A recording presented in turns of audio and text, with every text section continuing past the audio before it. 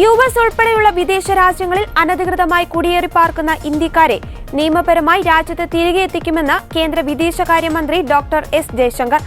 അനധികൃതമായി യുഎസിൽ താമസിച്ചു വരുന്ന ഇന്ത്യക്കാരെ നാട്ടിൽ തിരികെ എത്തിക്കുന്ന വിഷയത്തിൽ ഇന്ത്യക്ക് എല്ലായ്പ്പോഴും തുറന്ന സമീപനമാണ് ഉള്ളതെന്നും ജയശങ്കർ കൂട്ടിച്ചേർത്തു. ഇക്കാര്യം യുഎസ് സ്റ്റേറ്റ് സെക്രട്ടറി മാർക്കോ റൂബിയോയെ ധരിപ്പിച്ചതായും അദ്ദേഹം പറഞ്ഞു.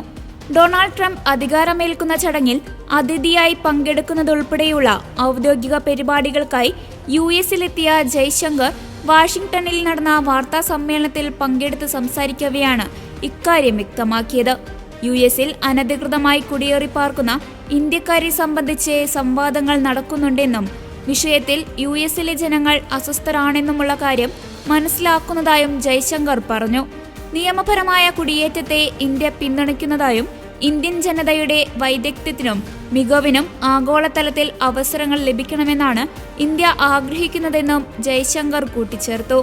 അനധികൃത കുടിയേറ്റത്തെ ഇന്ത്യ എതിർക്കുന്നതായും അനധികൃത കുടിയേറ്റം നിയമവിരുദ്ധ പ്രവർത്തനങ്ങൾക്ക് വഴിവെക്കുമെന്നും അതിനാൽ തന്നെ അത്തരത്തിലുള്ള കുടിയേറ്റം അപമാനകരമാണെന്നും അദ്ദേഹം പറഞ്ഞു.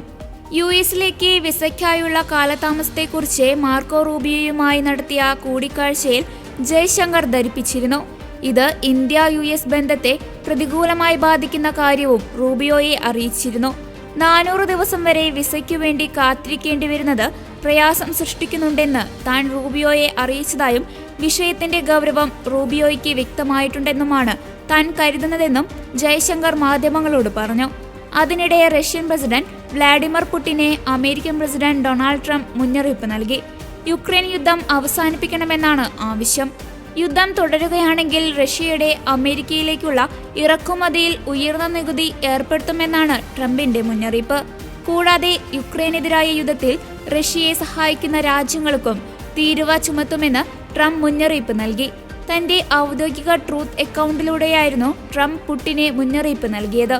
ട്രംപിന്റെ മുന്നറിയിപ്പിനോട് റഷ്യ ഇതുവരെ പ്രതികരിച്ചിട്ടില്ല. റഷ്യ യുക്രൈൻ യുദ്ധം അധികാരമേറ്റ് ഒറ്റ ദിവസം കൊണ്ട് തന്നെ പരിഹരിക്കുമെന്ന് ട്രംപ് പറഞ്ഞതായി നേരത്തെ റിപ്പോർട്ട് ചെയ്തിരുന്നു.